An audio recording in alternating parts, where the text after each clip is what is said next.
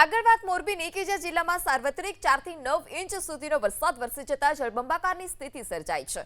મોરબી જિલ્લામાં ભારે વરસાદને કારણે ખેતરો તળાવમાં તબદીલ થઈ ગયા છે।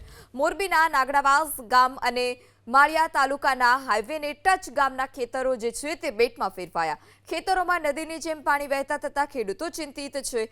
ખેડૂતોનો ખેતરોમાં જે પાક હતો તે પણ હવે બરબાદ થવાને આરે છે। કપાસ, તુવેર, મગફળી સહિતનો પાક નિષ્ફળ જાય તેવી ભીતિ।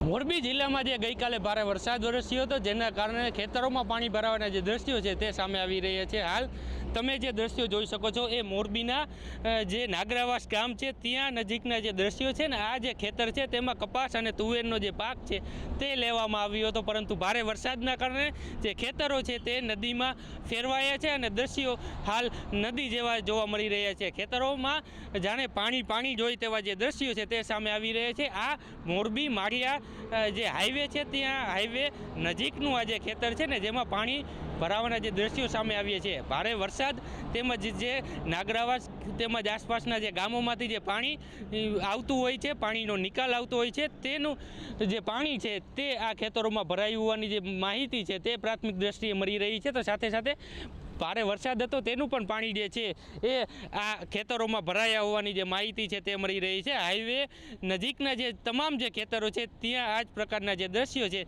તે સામે આવી રહ્યા છે અને ક્યાંક ને ક્યાંક આ વરસાદના કારણે ખેડૂતોને જે છે એ ક્યાંક ને ક્યાંક નુકસાનીની શક્યતા રહેલી છે। કપાસ અને મગફળીનો જે પાક છે તે મોરબી જિલ્લામાં લેવામાં આવે છે અને આ જે કપાસ અને મગફળીના પાકને નુકસાનીની શક્યતા જે છે તે હાલ ખેડૂતો સેવી રહ્યા છે અને ખેડૂતોના માથે જે ચિંતાનું મોજું છે તે આ વરસાદના કારણે ફરી વળ્યું છે। પાર્થ પટેલ, ABP અસ્મિતા, મોરબી।